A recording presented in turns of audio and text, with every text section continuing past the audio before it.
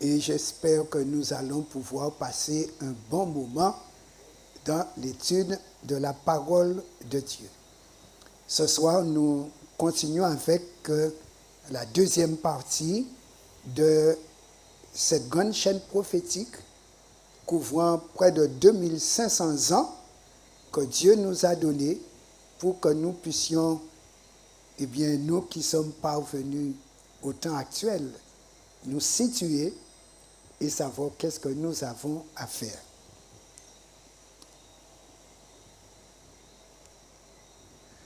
Comme nous l'avons dit, Dieu est omniscient. 150 ans avant sa naissance, Dieu savait qui libérerait son peuple de Babylone et qui ferait rebâtir son temple détruit par les Babyloniens. Nous trouvons dans le livre du prophète Ésaïe ceci, au chapitre 44, verset 28. « Je dis de Cyrus, il est mon berger, et il accomplira toute ma volonté. Il dira de Jérusalem qu'elle soit rebâtie et du temple qu'il soit fondé. » Première leçon pour nous. Si Dieu peut dire d'un païen qu'il va exécuter toute ma volonté, quand serait-il des chrétiens qui ne feraient pas toute la volonté de Dieu? Serait-il excusable? Ce qui veut dire l'humain est capable de faire toute la volonté de Dieu, n'est-ce pas? Quand Dieu ordonne, il donne. Compte tenu de ce qu'il savait dans sa préscience, il fit savoir à Nebuchadnezzar que son royaume passerait, alors que ce dernier pensait, lui, que son royaume durerait éternellement. Revenons donc au songe que Dieu présenta à ce roi. Dieu lui fait savoir, Nebuchadnezzar, qu'il est la tête d'or. Et nous comprenons aujourd'hui que l'âge d'or est déjà passé et que l'âge d'or a duré 70 ans, de 606 à 538 avant Jésus. À partir de 538 avant Jésus, une perte de valeur sur tous les plans a débuté. Et ceci nous permet de comprendre aujourd'hui la décadence que nous voyons sur tous les plans. Vraiment. Dans Daniel 2, verset 32, Dieu dit par la bouche de Daniel le songe que le roi avait eu. La tête de cette statue était d'or pur, sa poitrine et ses bras étaient d'argent. Et là, nous allons voir ce qu'il en est pour la poitrine d'argent. Une nuit de fête qui va tourner à la catastrophe. Vous avez déjà entendu cette expression. Être dans l'ambiance, croire qu'on est dans l'ambiance, une ambiance qui finit dans l'ambulance. Eh bien, si au moins le petit-fils de Nebuchadnezzar était dans l'ambulance, il pourrait s'en tirer. Mais là, il n'y avait ni ambulance, ni aucune anse.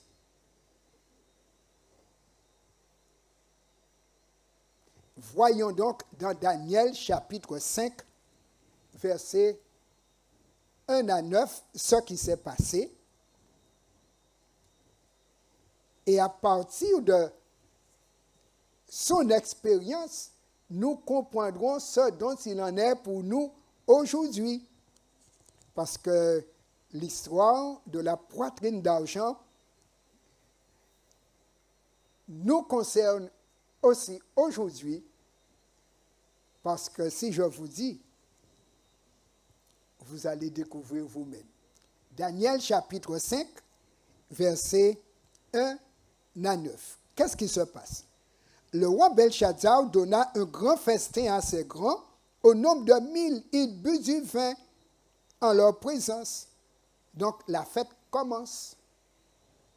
Belshazzar, quand il eut goûté au vin, fit apporter les vases d'or et d'argent que son père Nebuchadnezzar avait enlevés du temple de Jérusalem, afin que le roi et ses grands, ses femmes et ses concubines s'en servissent pour boire. Alors, on apporta les vases d'or qui avaient été enlevés du temple de la maison de Dieu à Jérusalem, et le roi et ses grands, ses femmes et ses concubines s'en servissent pour boire.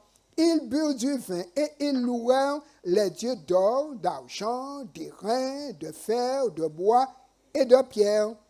En ce moment apparurent les doigts d'une main d'homme, et ils écrivirent en face du chandelier sur la chaux de la muraille du palais royal. Le roi vit cette extrémité de main qui écrivait. Alors le roi changea de couleur, et ses pensées le troublèrent. Les jointures de ses reins se relâchèrent, et ses genoux se heurtèrent l'un contre l'autre. L'ambiance est terminée. Et le roi se trouve consterné au point qu'il change de couleur. Je ne sais pas s'il est devenu tout noir, mais son sang a dû se glacer. Il y a de quoi voir une main qui écrit sans personne derrière. Il y a de quoi. En tout cas, nous lisons le verset 17. Verset 17. Daniel va être introduit devant le roi pour lui expliquer ce qu'il est en train de voir et qu'il ne comprend pas. Daniel répondit en présence du roi, « Garde tes dons et accorde à un autre tes présents. Je lirai néanmoins l'écriture au roi et je lui en donnerai l'explication. » Ô roi, le Dieu suprême avait donné à Nebuchadnezzar ton père l'empire, la grandeur, la gloire et la magnificence. À cause de la grandeur qui lui avait été donnée, tous les peuples, les nations, les hommes de toute langue étaient dans la crainte et tremblaient devant lui. Le roi faisait mourir ceux qu'il voulait et il laissait la vie à ceux qu'il voulait. Il élevait ceux qu'il voulait et il abaissait ceux qu'il voulait.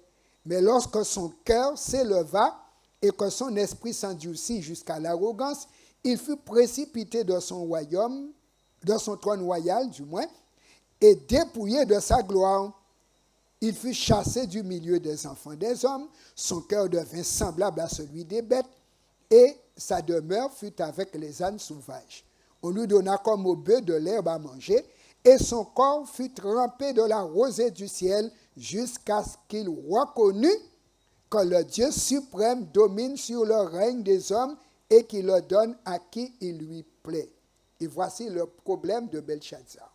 Et toi, Belshazzar, son fils, tu n'as pas humilié ton cœur, quoique tu susses toutes ces choses.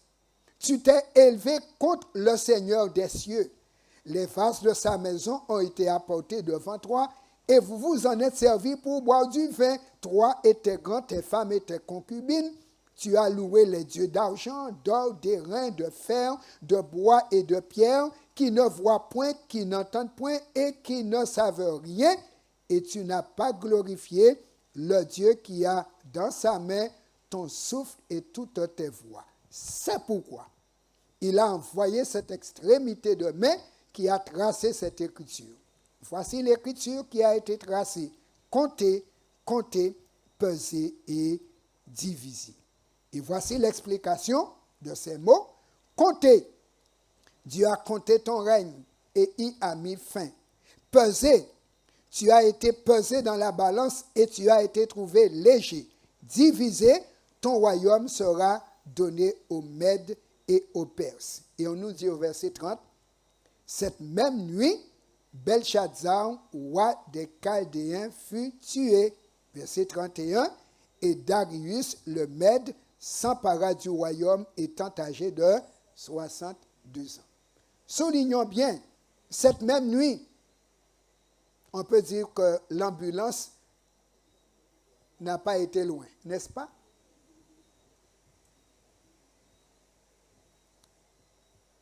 Il est mort et c'est fini. Et un autre prend sa place. Leçon pour nous aujourd'hui. Aujourd'hui se déroule le jugement préliminaire général de la planète Terre. Dieu nous a fait connaître la date du début de ce jugement. Et l'Empire perse est l'empire au cours duquel Dieu va donner la date de départ pour arriver à notre jugement. Lisons Daniel 8. Donc, entre nous et Perse, les choses sont liées. Daniel 8, versets 1 à 17. La 3e année du règne du roi Belshazzar, moi, Daniel, j'eus une vision outre celle que j'avais eue précédemment. Lorsque j'eus cette vision, il me sembla que j'étais à Suse, la capitale, dans la province d'Élam. Et pendant ma vision, je me trouvais près du grand fleuve, le fleuve du Laï. Je levai les yeux, je regardai, et voici, un bélier se tenait devant le fleuve, et il avait des cornes. Ces cornes étaient hautes, mais l'une était plus haute que l'autre, et elle s'éleva la dernière.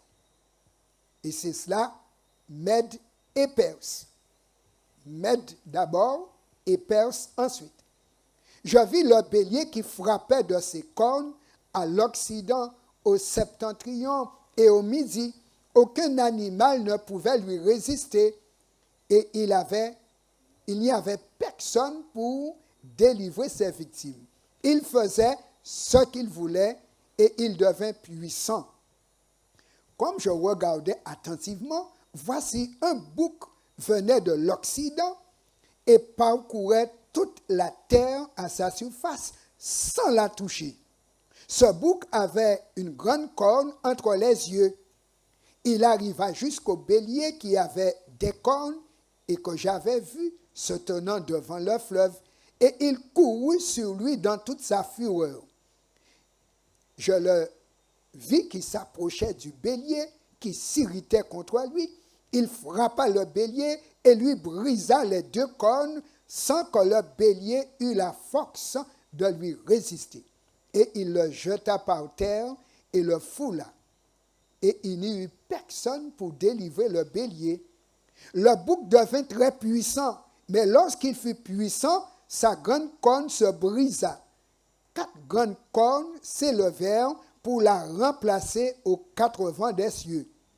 De l'une d'elles sortit une petite corne qui s'agrandit beaucoup vers le midi, vers l'Orient et vers le plus beau des pays. Elle s'éleva jusqu'à l'armée des cieux. Elle fit tomber à terre une partie de cette armée et des étoiles et les foula. Elle s'éleva jusqu'au chef de l'armée, lui enleva le sacrifice perpétuel et renversa le lieu de son sanctuaire. L'armée fut livrée avec le sacrifice perpétuel à cause du péché. La corne jeta la vérité par terre et réussit dans ses entreprises.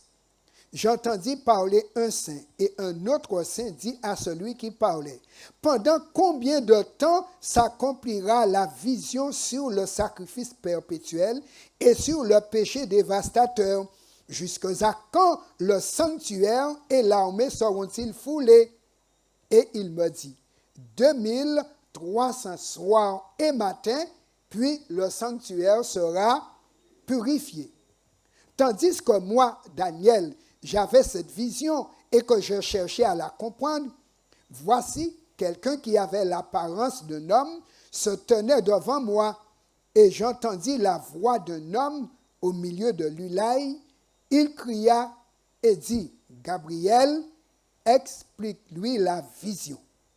Il vint alors près du lieu où j'étais, et à son approche, je fus effrayé, et je tombai sur ma face.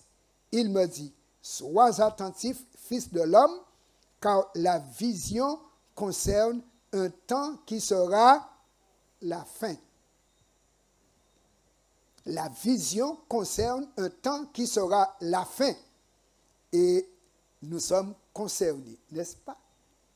Donc, nous sommes liés avec la Perse, car Dieu annonce ce qui allait se passer avec Perse et avec la Grèce pour que nous arrivions à notre époque. Dimanche, nous verrons ce qu'il en sera de la Grèce. Ce soir, nous traitons Mède et Perse, le bélier avec les deux cornes. C'est sous la domination médo-perse que commence le calcul pour arriver au temps de notre jugement aujourd'hui. Nous verrons un peu plus loin le moment donné par Dieu. Maintenant, nous allons considérer la partie historique de l'Empire perse, de 750 à 525 avant Jésus-Christ. Il s'agit d'un des plus grands empires ayant existé durant l'Antiquité, s'étendant sur environ 5,5 millions de kilomètres carrés à son apogée. Il s'étend alors au nord et à l'ouest en Asie mineure, en Thrace et sur la plupart des régions côtières du pont Euxin. À l'est jusqu'en Afghanistan et sur une partie du Pakistan actuel. Et au sud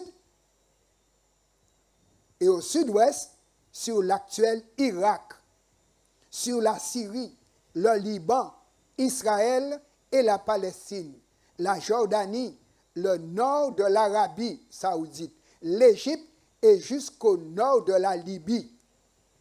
L'empire perse achéménide, c'est de 525 à 336 avant Jésus, période de l'apogée en étendue de territoire.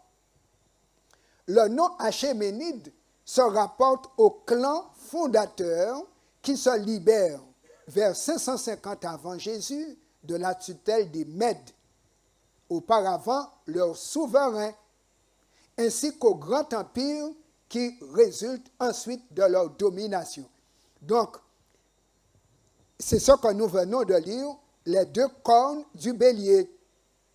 La première corne, c'était les Mèdes, et la deuxième corne, c'était les Perses. Donc, les Perses étaient sous domination Mède, mais finalement, il va y avoir une révolte des Mèdes, des Perses du moins, et ils vont vaincre les Mèdes, qui fait que, à nouveau, eh bien, ce seront les Mèdes qui auront la domination, mais les Mèdes vont être coalisés avec eux, et c'est pourquoi on trouve l'empire médo-perse. L'empire fondé par les Achéménides s'empare de l'Anatolie en défaisant la Lydie, puis conquiert l'empire néo-babylonien et l'Égypte, unissant alors les plus anciennes civilisations du Moyen-Orient dans une seule entité politique de façon durable. L'empire achéménide menace par deux fois la Grèce antique et s'effondre, vaincu par Alexandre le Grand en 330 avant Jésus. Et c'est ce que nous venons de lire dans Daniel chapitre 8, le bouc qui vient avec une corne, qui va briser les deux cornes du bélier et va tuer le bélier et va maintenant prendre sa place. Et nous verrons les détails dimanche prochain, si Dieu veut. Voici donc l'empire achéménide. Le point de départ ici, c'est ce qu'était l'empire perse, ou du moins le royaume des Perses. Ensuite, la partie rouge, c'est ce que les Perses vont conquérir avec Cyrus. Voilà. Donc Cyrus va conquérir toute cette zone en rouge. Là maintenant, c'est la partie Égypte et Libye.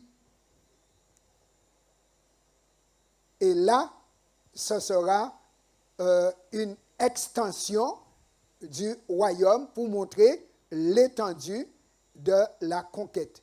Les successeurs de Cyrus iront plus loin que lui. Et la dernière partie que les successeurs de Cyrus vont conquérir, c'est cette partie en rose. Voilà. Donc voici comment se présentait l'empire médo-perse. Dans Daniel chapitre 7, verset 5, voyons ce que Dieu avait révélé à Daniel concernant l'empire médo-perse et sa conquête. Daniel 7, verset 5.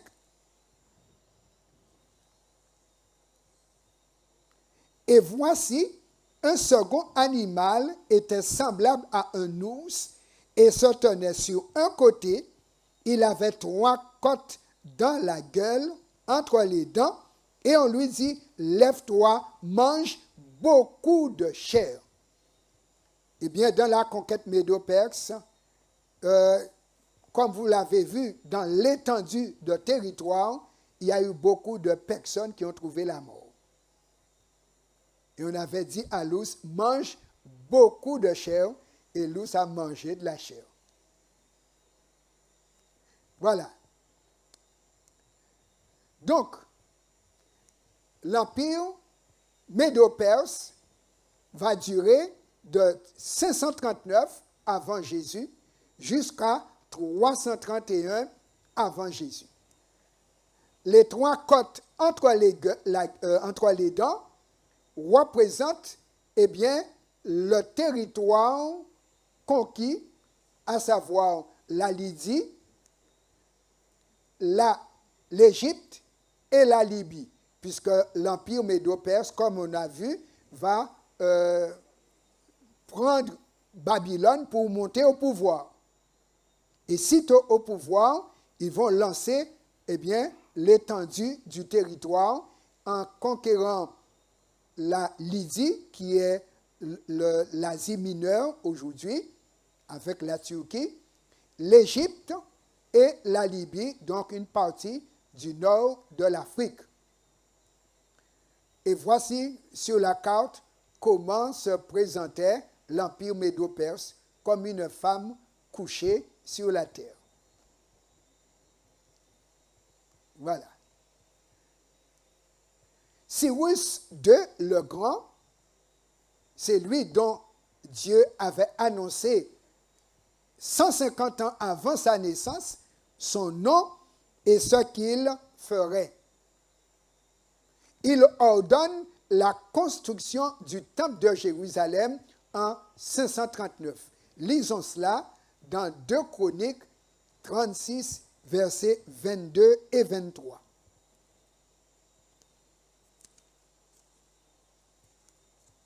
Deux Chroniques 36, versets 22 et 23.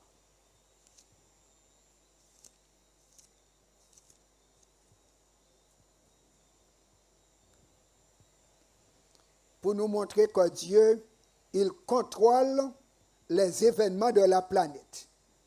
Peu importe ce que nous allons voir, nous n'avons pas besoin d'avoir peur. Dieu est au contrôle. Regardez, autant d'années auparavant, il annonce les choses. Et c'est ce qu'il a dit que nous voyons qui se fait, que nous vivons. Dieu est au contrôle. quand nous allons arriver sur nous, nous allons voir vraiment le contrôle de Dieu. Mais pour aujourd'hui, considérons que nous sommes dans le collimateur de Dieu. Et nous allons voir qu'est-ce qu'il nous a fait savoir. 2 Chroniques 36, versets 22 et 23. La première année de Cyrus, roi de Perse, afin que s'accomplisse la parole de l'Éternel prononcée par la bouche de Jérémie, l'Éternel réveilla l'esprit de Cyrus, roi de Perse, qui fit faire de vive voix et par écrit cette publication dans tout son royaume. Ainsi parle Cyrus, roi de Perse, l'Éternel, le Dieu des cieux, m'a donné tous les royaumes de la terre et il m'a commandé de lui bâtir une maison à Jérusalem en Juda. Qui d'entre vous est de son peuple, que l'Éternel, son Dieu, soit avec lui et qu'il monte. N'est-ce pas intéressant? 150 ans auparavant, Dieu dit, c'est Cyrus qui va me bâtir ma maison sans rançon ni présent. Je n'aurai rien à lui donner. Ce sera, comment appelle-t-on cela? Oui, all inclusive. Tout inclus, tout compris. Et nous voyons Cyrus, sitôt arrivé au pouvoir, il dit, et par écrit, l'Éternel, le Dieu des cieux, m'a donné les royaumes que j'occupe. C'est lui qui m'a donné. Et beaucoup de personnes n'arrivent pas à admettre que ce qu'ils ont, c'est Dieu qui le leur a donné. Ils croient que ce sont eux.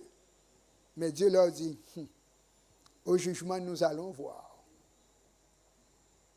Et nous lisons qu'il dit, il m'a commandé. Et voici un roi païen qui arrive au pouvoir sous l'autorité et la direction de Dieu et qui, je ne sais pas comment, s'il a lu Jérémie, si Dieu lui a parlé en direct, en tout cas, il a dit, il m'a commandé et j'obéis. Beaucoup de chrétiens aujourd'hui ne veulent pas que Dieu les commande. Et ils ont annulé tous les commandements de Dieu. Quand ils passeront au tribunal, ils seront expliqués à Dieu. Un païen m'a obéi dans tout ce que je lui ai commandé de faire.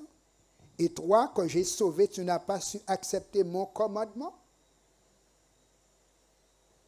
Et c'est pourquoi nous allons voir notre jugement ce soir. Est-ce que nous allons obéir au commandement de Dieu? Ou est-ce que nous ferons comme Belshazzar? Il savait ce que Dieu avait fait, mais il ne s'en est pas occupé. Il s'est occupé de son programme, de sa culture, de sa coutume. Attention à la culture. Attention à la culture. Il y a un mouvement culturel parmi les chrétiens aujourd'hui, mais attention à la culture.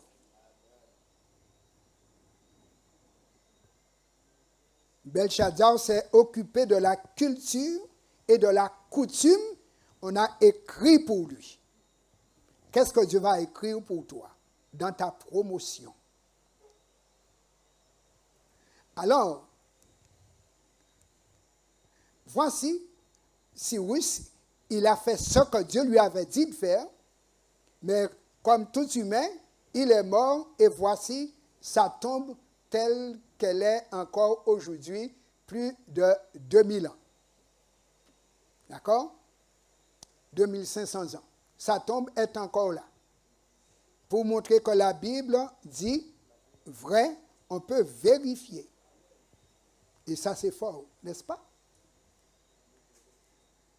Cambyse II, lui maintenant, il va remplacer Cyrus, il va régner de 530 à 522 avant Jésus.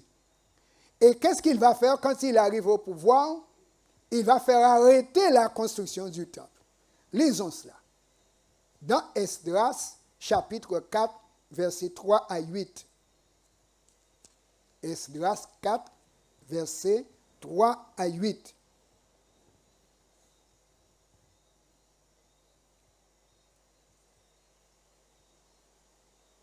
Nous lisons. Mais Zorobabel, Josué et les autres chefs des familles d'Israël leur répondirent, ce n'est pas à vous et à nous de bâtir la maison de notre Dieu. Nous la bâtirons nous seuls à l'Éternel, le Dieu d'Israël, comme nous l'a ordonné le roi Cyrus, roi de Perse.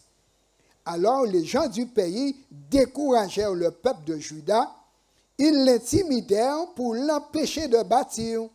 Et ils gagnèrent à prix d'argent des conseillers pour faire échouer son entreprise. Il en fut ainsi pendant toute la vie de Cyrus, roi de Perse, et jusqu'au règne de Darius, roi de Perse. Sous le règne d'Assuérus, au commencement de son règne, ils écrivirent une accusation contre les habitants de Juda et de Jérusalem. Et du temps d'Artaxerxès, Bikshan, Mithredath, Tabeel et le reste de leurs collègues écrivirent à Artaxerxès, roi de Perse. La lettre fut traduite en araméen. Rehum, gouverneur, et Shimshai, secrétaire, écrivirent au roi Artaxerxès la lettre suivante concernant Jérusalem. Voilà. Ils vont écrire, et vous avez le courrier qu'ils vont écrire, et finalement, ce roi va faire arrêter la construction. Après lui, va arriver au pouvoir Bardiya, de 522 à 522. Il ne reste qu'une année au trône. Après lui vient Darius Ier, de 522 à 486 avant Jésus, et lui, il va faire reprendre la construction du temple. Nous lisons Esdras 6, versets 1 à 12.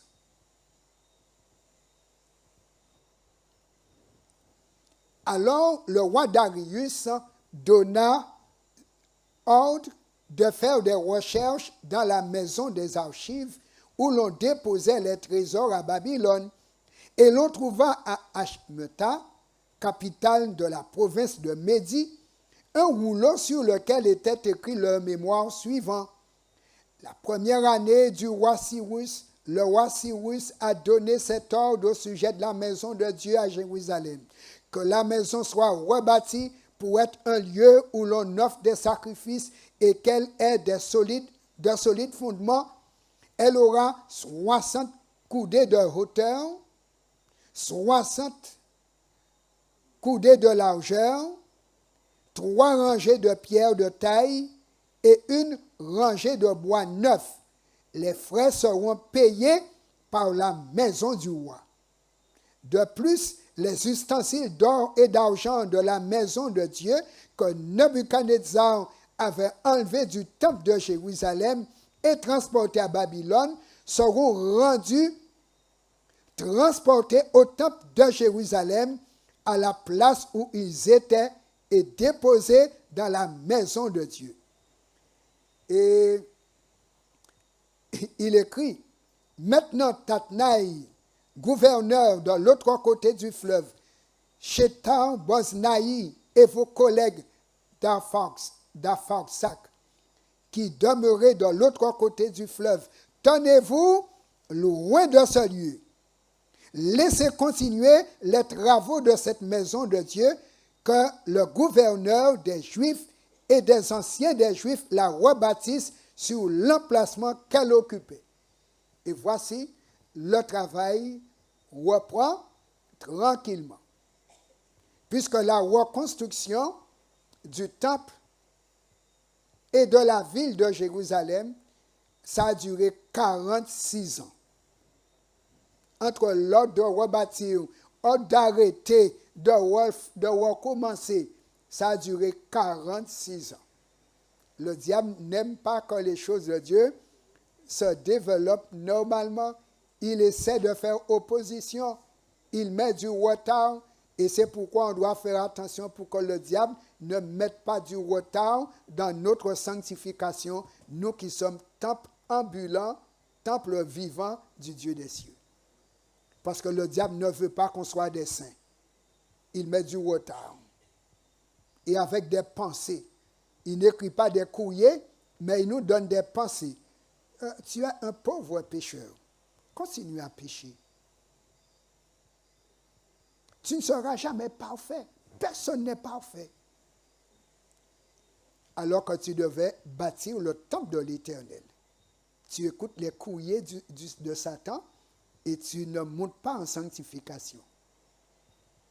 Et tu laisses Dieu dehors et en dehors de ta vie.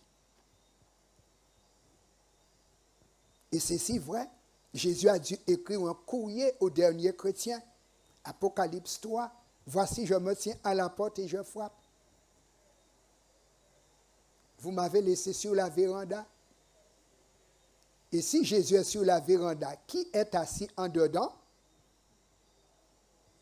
Est-ce que celui qui est assis en dedans rend saint? Si tu gardes la pensée de celui qui est en dedans, laissant Jésus sur la véranda, à la fin, tu te trouveras du mauvais côté de la porte du ciel. Car en laissant Jésus dehors pour ne pas être saint, c'est toi-même qui te mets en dehors du ciel. C'est pourquoi le jugement, c'est le moment où Jésus mettra dehors ceux qui l'ont laissé dehors.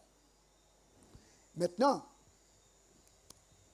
Xerxès Ier, c'est lui le roi Assuérus. Il va régner de 485 à 465 avant Jésus. Artaxerxès Ier, lui, va venir après Assuérus et il va régner de 465 à 424 avant Jésus. Et c'est lui qui va relancer la construction de la ville. On a pu rebâtir l'autel du temple, ensuite le temple. Maintenant, Dieu avait dit 46 ans pour rebâtir le tout. Eh bien, il va relancer la construction de la ville pour que le peuple soit en sécurité. Lisons cela dans Esdras 7, le décret d'Artaxerxès qui va marquer le point de départ en vue d'arriver à notre temps de jugement. Voici le décret qui va marquer le début du calcul pour notre jugement aujourd'hui. Esdras 7, versets 12 à 26, nous n'allons pas lire le tout, mais juste le début. Chez vous, vous allez lire l'entièreté de ce décret d'Artaxerxès Ier. Alors, il disait, Artaxerxès, roi des rois, à Esdras, sacrificateur et scribe, versé dans la loi du Dieu des cieux, etc. J'ai donné ordre de laisser aller tous ceux du peuple d'Israël, de ses sacrificateurs et de ses lévites qui se trouvent dans mon royaume et qui sont disposés à partir avec toi pour Jérusalem.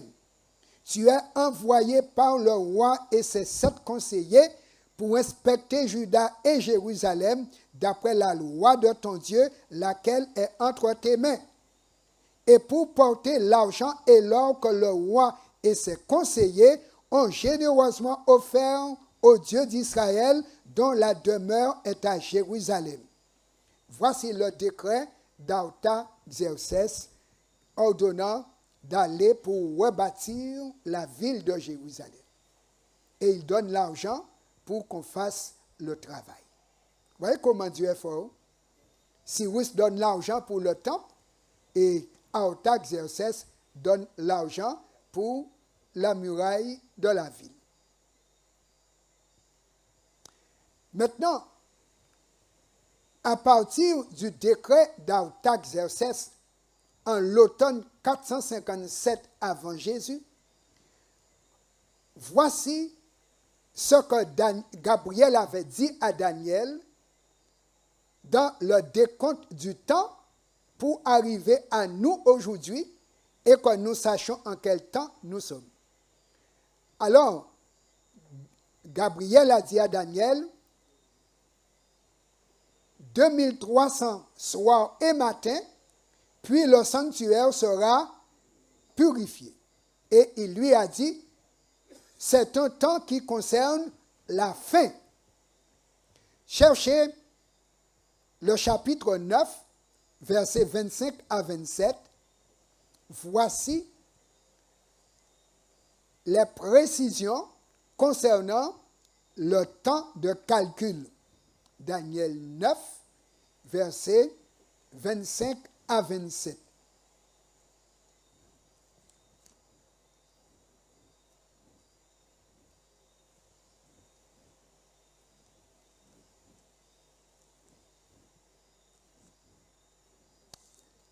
Je lis.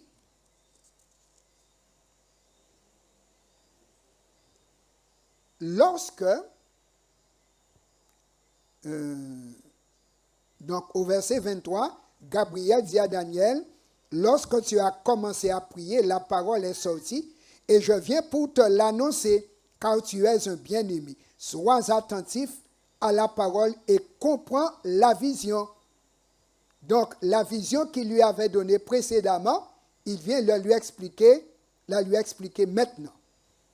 Il dit au verset 24, 70 semaines ont été fixées sur ton peuple et sur ta ville sainte pour faire cesser les transgressions, mettre fin au péché, pour expier l'iniquité et amener la justice éternelle, pour sceller la vision et le prophète et pour oindre le Saint des Saints. Sache-le donc et comprends. Depuis le moment où la parole a annoncé que Jérusalem sera rebâtie jusqu'à loin au conducteur, il y a 7 semaines, et c'est pourquoi vous voyez sur le schéma la première tranche de temps, 7 semaines. C'était pour rebâtir l'autel, le temple et la ville.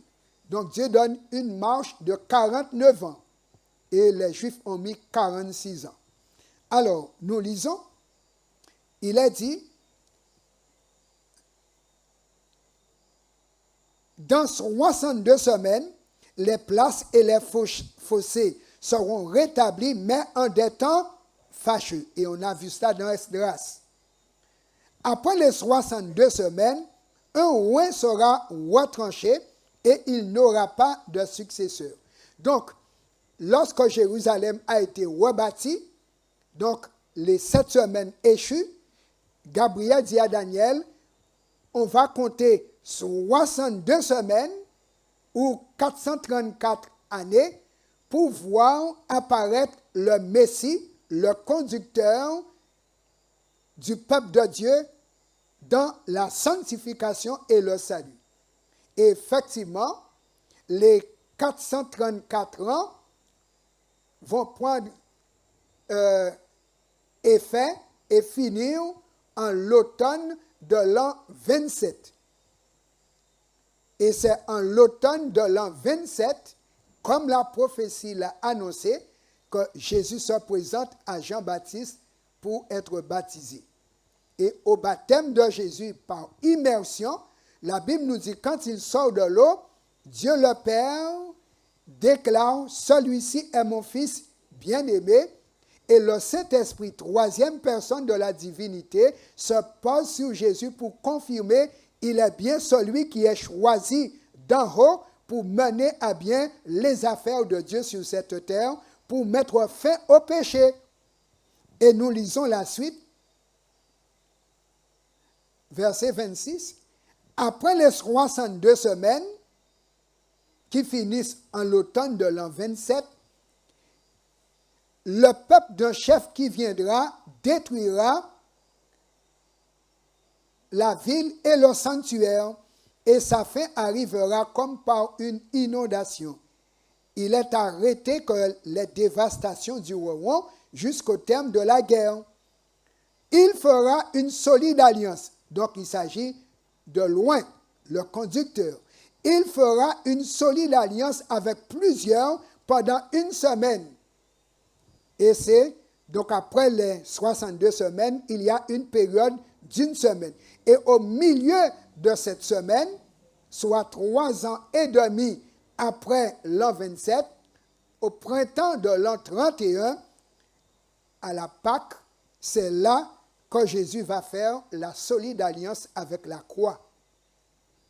Et il a dit aux apôtres, je vais verser le sang de l'alliance.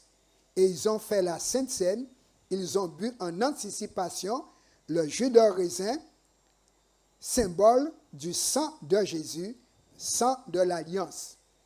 Donc ce n'est pas Rome qui fait alliance, c'est Jésus qui fait l'alliance solide. Et il est dit, le dévastateur, là c'est Rome, le dévastateur commettra les choses les plus abominables jusqu'à ce que la ruine et ce qui a été résolu fondent sur le dévastateur. Et les 70 semaines ou 490 ans accordés au peuple juif pour rebâtir la ville, attendre l'arrivée du Messie, assister à la mort du Messie, les 70 semaines ou 490 ans vont finir en l'automne de l'an 34, lorsque les Juifs vont signer en persistant, nous ne voulons pas de Jésus et de son nom.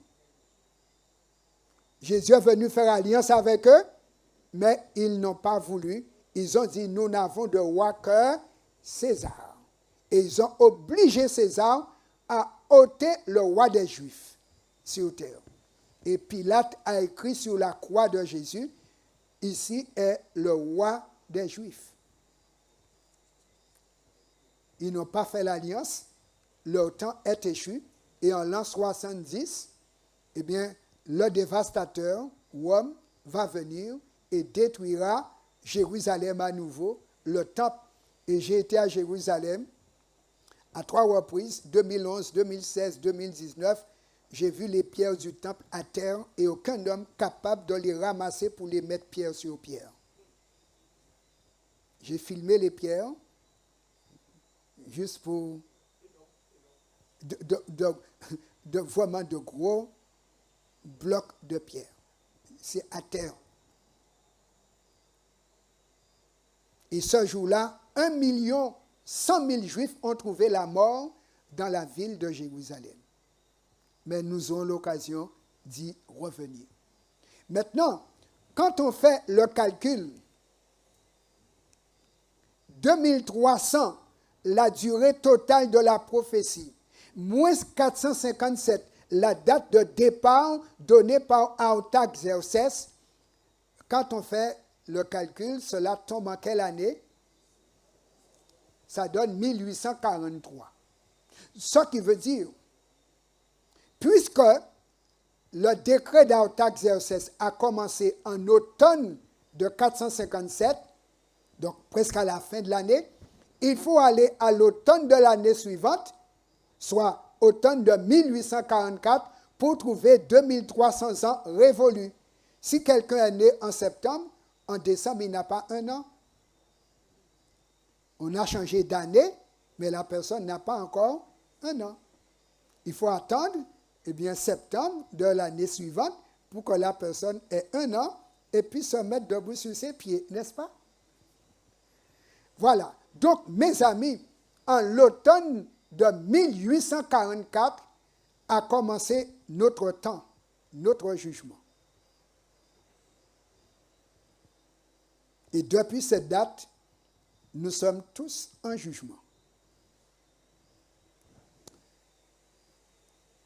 Après Artaxerxès, on va trouver Xerxès II, lui de 424 à 424, juste une année. Ensuite, Sogdianos, 424-423, il ne reste pas longtemps. Ensuite, Parius II, 424 à 404. Ensuite, Artaxerxès II, de 404 à 358 avant Jésus. Ensuite, Artaxerxès III, de 358 à 358 à 338 avant Jésus. On va trouver Artaxerxès IV, 338 à 336. Et finalement, Darius III, de 336 à 330 avant Jésus. Et là, nous avons une mosaïque qui présente la bataille de Darius III avec Alexandre le Grand, le bouc qui a cassé les deux cornes du bélier. Et c'est là la Perse, l'empire médo-perse, eh bien, va s'effondrer en 331. Voilà.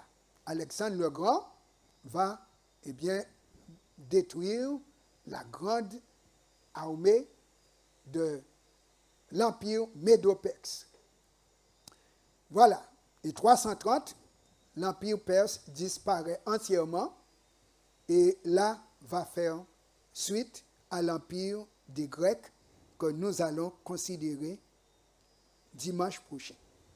La formule empire perse désigne une série d'États qui se sont développés à partir du territoire de l'actuel Iran, dont le centre politique et culturel se trouve dans ce qu'il est convenu d'appeler la Perse, donc c'est une exonyme, tirée du mot iranien Pars, d'accord, ou Fars, désignant la région du centre-sud de l'Iran.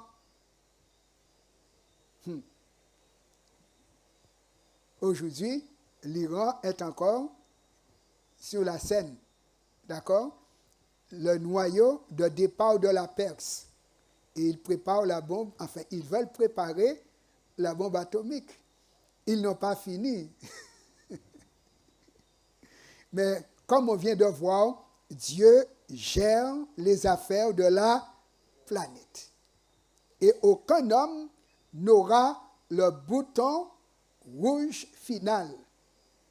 Ce bouton rouge final est sous le pouce de Dieu. Et tout ce que nous voyons maintenant nous dit que le vrai bouton est au ciel et pas sur terre. Et nous avons l'occasion de voir cela à notre époque. Et ce royaume achéménide s'étend de la Thrace au nord-est à l'Inde, au sud-est de l'Égypte, au sud-ouest de l'Asie centrale, au nord-ouest, dont les souverains Cyrus le Grand, Darius Ier, Xerxès Ier sont les plus connus. Dans Esther 1er, versets 1 et 2, nous trouvons confirmation de l'étendue du royaume perse. Et il est dit, c'était du temps d'Assuérus, de cet Assuérus qui régnait depuis l'Inde jusqu'en Éthiopie sur 127 provinces. C'était le plus grand des empires. Et le roi Assuérus était alors assis sur son trône royal à Suse, dans la capitale. Maintenant, l'histoire est là pour nous. Quand Dieu donne un ordre, mes amis, il faut suivre l'ordre de Dieu. Le peuple de Dieu, ayant entendu l'ordre de Cyrus le Grand, n'a pas obéi.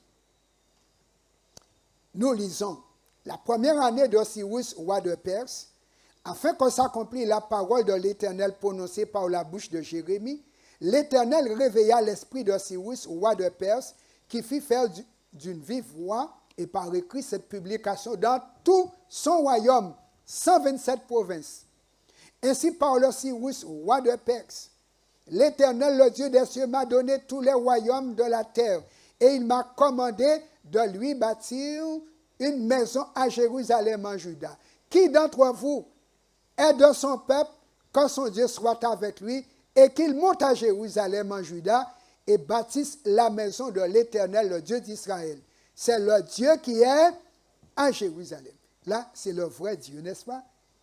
Le Dieu qui est à Jérusalem. Dans tout lieu où séjournent des restes du peuple de l'Éternel, les gens du lieu leur donneront de l'argent et de l'or, des effets et du bétail avec des offrandes volontaires pour la maison de Dieu qui est à Jérusalem. Les chefs de famille de Juda et de Benjamin, les sacrificateurs et les Lévites, tous ceux dont Dieu réveilla l'esprit, se levèrent pour aller bâtir la maison de l'Éternel à Jérusalem. Tous leurs alentours leur donnèrent des objets d'argent, de l'or, des effets, du bétail et des choses précieuses, ou toutes les offrandes volontaires. Le roi Cyrus rendit les ustensiles de la maison de l'Éternel que Nebuchadnezzar avait emportés de Jérusalem et placés dans la maison de son Dieu. Cyrus, roi de Perse, les fit sortir par Mithridate, le trésorier qui les remit à Sheshbazzar, prince de Juda. Mes amis, dans Néhémie 7, verset 66, on nous dit, l'assemblée tout entière était de 42 360 personnes, sans compter leurs serviteurs et leurs servantes, au nombre de 7 337. 46 000. Où est le reste? Ils sont à des millions. Où sont les autres? 46 000 se sont concernés. Les autres, ce n'est pas mon problème. Est-ce qu'aujourd'hui, tu te sens concerné par l'œuvre de Dieu ou c'est le problème de ceux qui sont payés pour? On entend des expressions parfois. Oh, certains sont payés pour qu'ils fassent leur travail. Moi, je ne suis pas concerné. Mais mes amis, cela se passe en 539. Seules 2 tribus remontent. Les 10 autres tribus restent, étant bien installées depuis plus de 2 siècles. Donc, je ne connais pas Jérusalem. Et ils restent tranquilles. Pourtant, ils sont juifs, mais ils ne sont pas concernés par Jérusalem. Ils ne connaissent pas Jérusalem. Attendons voir. Voici ce que Dieu avait dit encore par Ésaïe dans le chapitre 45, verset 13. C'est moi qui ai suscité Cyrus dans ma justice. J'aplanirai toutes ses voies. Il rebâtira ma ville et libérera mes captifs sans rançon ni présent, dit l'Éternel. Mes captifs, donc 12 tribus, seuls 2 se sont concernés. Les 10 autres tribus du nord d'Israël, déportées en Assyrie, sont restées dans les provinces, ainsi que beaucoup des 2 tribus du sud, Juda et Benjamin, qui se trouvaient notamment à Suse. L'empire achéménide a son apogée sous le règne de Darius Ier, comme on l'a vu. Après lui vient Xerxès Ier, qui est appelé aussi Assuérus dans le livre d'Esther. Et Esther deviendra sa femme et donc reine. Maintenant, une chose se produit qui nous concerne. Adoration refusée, génocide en perspective. La question d'adoration à Babylone, la question d'adoration en Perse, et jusqu'à nos jours, il en sera pareillement. Maintenant, on va lire une partie du génocide programmé, parce que Satan ne change pas de plan. Esther 3,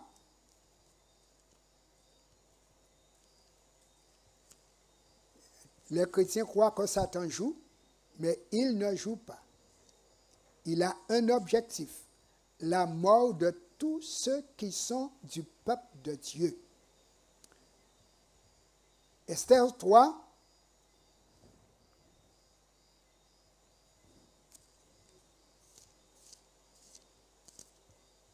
Nous lisons juste le début. Après ces choses, le roi Assuérus fit monter au pouvoir Aman, fils d'Amédatha l'Agagite. Il l'éleva en dignité et plaça son siège au-dessus de ceux de tous les chefs qui étaient après lui. Et qu'est-ce qui se passe? Verset 8. Aman dit au roi Assuérus, il y a dans toutes les provinces de ton royaume un peuple dispersé et à part parmi les peuples ayant des lois différentes de celles de tous les peuples et n'observant point les lois du roi. Il n'est pas dans l'intérêt du roi de le laisser en repos. Si le roi le trouve bon, qu'on écrive l'ordre de les faire périr et je pèserai 10 000 talents d'argent entre les mains des fonctionnaires pour qu'on les porte dans le trésor du roi. Le roi ôta son anneau de la main et le remit à Aman, fils d'Amédatha l'Agagite, ennemi des Juifs. Et le roi dit à Aman, l'argent t'est donné et ce peuple aussi, faisant ce que tu voudras. Et un courrier sera écrit pour envoyer dans tout le territoire achéménide et tous les Juifs sont concernés. La mort de tout Juif. Mes amis, à cause des désobéissants, les fidèles sont menacés aussi. Car si tout le monde était remonté avec le décret de Cyrus à Jérusalem et en Juda, on n'aurait pas trouvé des Juifs à Suse pour que Aman veuille les détruire tous. Heureusement, Dieu est miséricordieux. Il intervient pour sauver son peuple choisi. Et dans Esther 7, versets 1 à 10, le roi découvre que sa femme est juive. Et il se trouve en difficulté. Ma femme est juive. J'ai fait le décret pour tuer tous les juifs. Et cette femme que j'aime beaucoup doit y passer. Il réfléchit maintenant. Sa doudou aussi. Et là, quand il découvre qui veut tuer sa doudou, la Bible nous dit, il monta en colère. Celui à qui il avait confié autant de choses est celui-là même qui a programmé de tuer sa femme et le peuple de sa femme. Et les choses ont été inversées. Et maintenant, c'était Aman qui fut le menacé dans l'immédiateté. Les Juifs devaient mourir en 1 an. Mais lui, le roi a dit tout de suite. Mes amis, c'est pourquoi il est dit dans Romains 8, verset 30, si Dieu est pour nous, qui sera contre nous? Soyez du côté de Dieu pour que Dieu soit de votre côté. Et même s'il y a génocide programmé, vous n'aurez rien à craindre. Dieu ne change pas. Il s'appelle l'Éternel des armées. C'est lui qui a le bon bouton rouge. Maintenant, l'histoire se répétera. Dans Apocalypse 12, verset 17, ça c'est notre tour. Et le dragon qui était à Babylone, qui était dans la Médie et dans la Perse, le dragon fut irrité contre la femme et il s'en alla faire la guerre au reste de sa postérité. La femme, symbole de l'Église de Dieu dans le temps et dans l'histoire. Et on précise qui sont ceux qui constituent cette femme, épouse, fiancée de Jésus, à marier. Le mariage de Jésus a eu lieu en 1844 à l'ouverture du jugement à l'oriental. Et Jésus prépare la réception de sa fiancée qui est déjà son épouse légalement au tribunal de Dieu. Et le diable a identifié l'épouse de Jésus. Ceux qui gardent les commandements de Dieu et qui ont le témoignage de Jésus. Le diable les a identifiés comme Aman a identifié le peuple à détruire, n'est-ce pas? On doit les détruire tous. Et le diable, il y a encore des chrétiens qui osent obéir à Dieu sur cette terre. Chez moi, les chrétiens désobéissants, oui. Mais les chrétiens obéissants, je dois les tuer. Alors, chers chrétiens, es-tu obéissant ou désobéissant? Qu'en penses-tu des commandements de Dieu? Si tu ne veux pas des commandements de Dieu, le dragon sera content de toi. Il ne va pas te faire la guerre. Par contre, si tu es d'accord avec les commandements de Dieu, il dira pas sur terre. Et nous aurons l'occasion de voir ces jours prochains. Qu'est-ce qu'il mettra sur pied? Parce que nous sommes dans la prophétie de Daniel 2. Nous allons voir comment il cherchera à mettre à mort les derniers enfants de Dieu qui seraient restés fidèles sur cette terre, dans les orteils de la statue que le roi Nebuchadnezzar a vu en songe. Les derniers qui sont dans les orteils. Pour le moment, nous sommes à la poitrine d'argent. En conclusion, voici ce que l'apôtre Pierre nous dit ce soir. 1 Pierre 4, versets 17 à 19. 1 Pierre 4, versets 17 à 19. C'est du sérieux, mes frères et sœurs.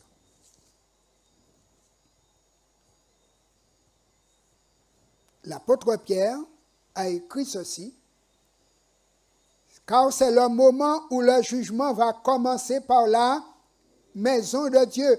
Or, si c'est par nous qu'il commence, quelle sera la fin de ceux qui n'obéissent pas à l'évangile de Dieu?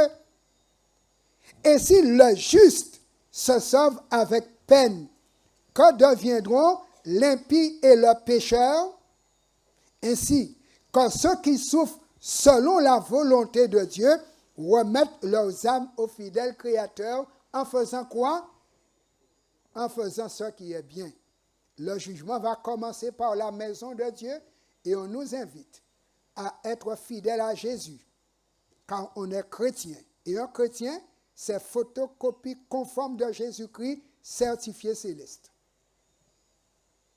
C'est ça, chrétien. Photocopie conforme de Jésus-Christ, certifié céleste.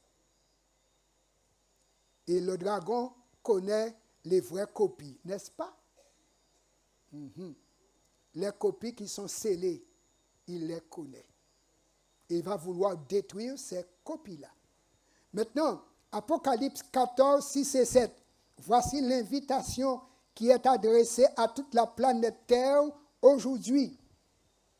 Apocalypse 14, versets 6 et 7. Et je vis un autre ange qui volait par le milieu du ciel, ayant un évangile éternel pour l'annoncer aux habitants de la terre, à toute nation, à toute tribu, à toute langue et à tout peuple.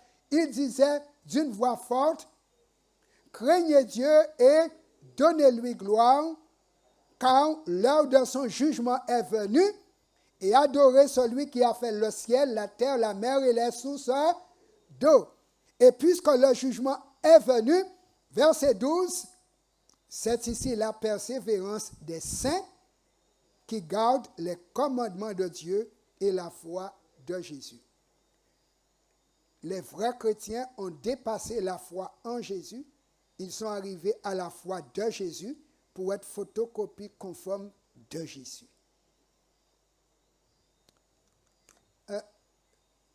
Pasteur, combien de doigts tu as dans ta main droite?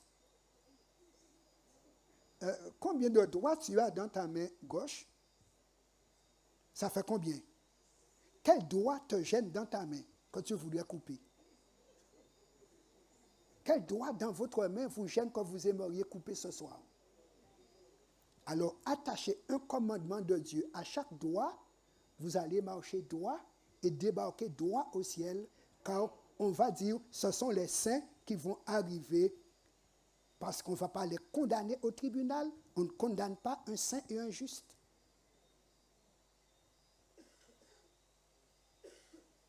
Et le jugement commence par la maison de Dieu, ceux qui sont censés être obéissants. C'est ce que l'apôtre Pierre nous a dit. Et pour finir, Apocalypse 11 nous présente le déroulé qui a commencé en 1844. Apocalypse 11, versets 15 à 19. Le 7e ange sonna de la trompette et il y eut dans le ciel de fortes voix qui disaient, le royaume du monde est remis à notre Seigneur et à son Christ, et il régnera au siècle des siècles. Et les 24 vieillards qui étaient assis devant Dieu sur leur trône se prosternèrent sur leur face et ils adorèrent Dieu en disant, nous te rendons grâce, Seigneur Dieu Tout-Puissant, qui est, qui était, de ce que tu as saisi ta grande puissance et pris possession de ton règne. Les nations se sont irritées et ta colère est venue et le temps est venu de juger les morts, de récompenser tes serviteurs, les prophètes, les saints et ceux qui craignent ton nom, les petits et les grands, et de détruire ceux qui détruisent la terre. Le vrai bouton rouge est là-haut, mes amis, au tribunal de Dieu. Maintenant, il est dit au verset 19, « Et le temple de Dieu dans le ciel fut ouvert, et l'arche de son alliance apparut dans son temple. Il y eut des éclairs, des voix, des tonnerres, un tremblement de terre et une forte grêle. » Voici où se trouvent les 10 commandements, copie originale.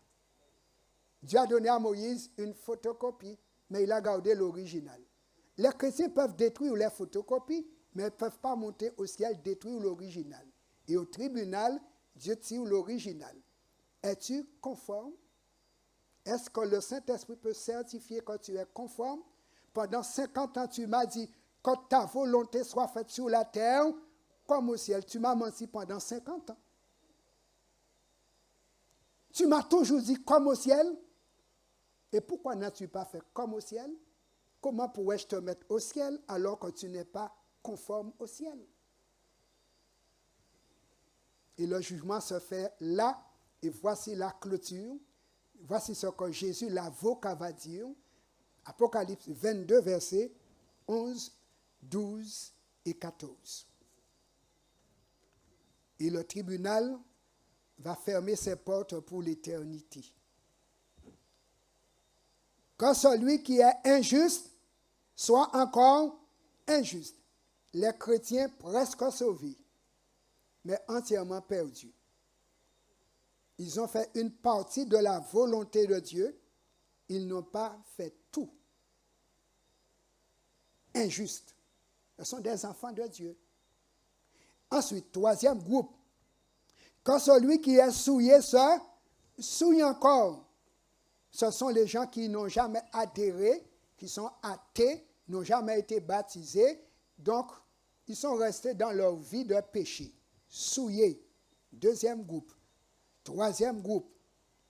Et que le juste pratique encore la justice et que celui qui est saint se sanctifie encore. Ils sont conformes au ciel, qu'ils continuent. Verset 12. Voici, je viens bientôt et ma rétribution est avec moi pour rendre à chacun selon ce qu'est son œuvre. C'est nous qui disons à Dieu où nous placer. Nos œuvres que nous envoyons monter chaque jour nous disent à Dieu où nous placer. Et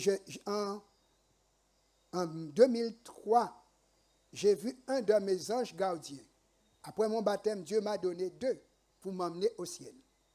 Et en 2003, un est venu me dire en songe, on t'appelle au tribunal céleste. Et depuis lors, je dis à Dieu, maintenant tu gères ma vie. Et tu gères chaque jour.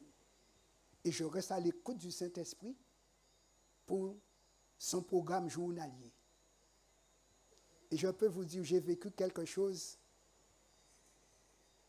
la semaine dernière de formidable quand on est dans le programme de Dieu. J'avais été voir un malade à l'hôpital. Mais il y avait un frère qui devait mourir le soir à l'hôpital.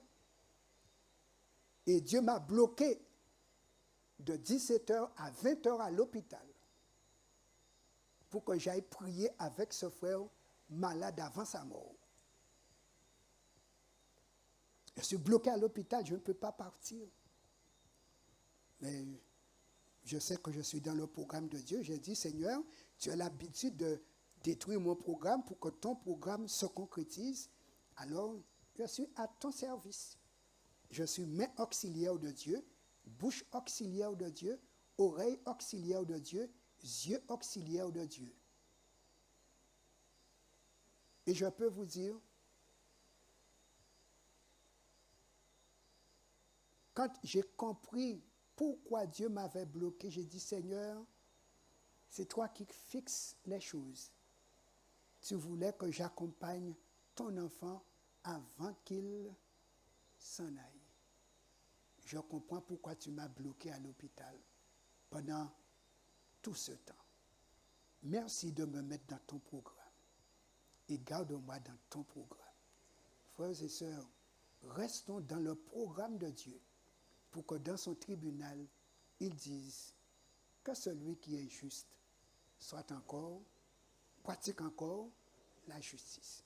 Que celui qui est saint se sanctifie encore et tes œuvres, c'est ce qui va dire à Dieu qui tu étais vraiment. Parce que ta bouche déclarait, mais tes œuvres, puissent nos œuvres répondre à la conformité céleste et que nous puissions ainsi passer le bac brevet d'aptitude céleste. Amen.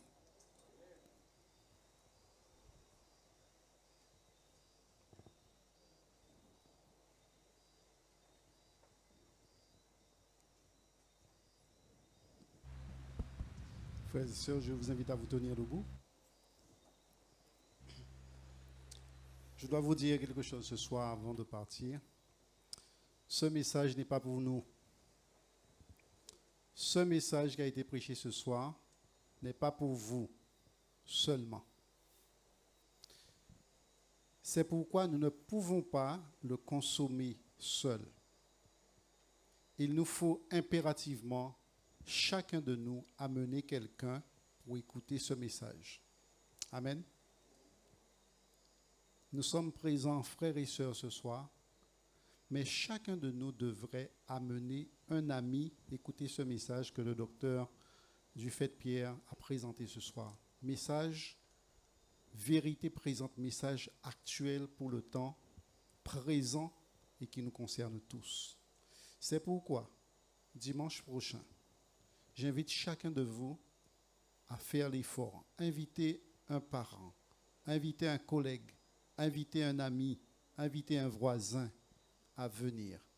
Et je le répète, ce message n'est pas pour nous. Nous le connaissons, c'est une révision. Mais ce message est pour ceux qui ne l'ont pas encore entendu et qui doivent l'entendre parce que le jugement, c'est aussi pour eux. Alors que Dieu nous garde et qu'il nous bénisse. Merci, docteur.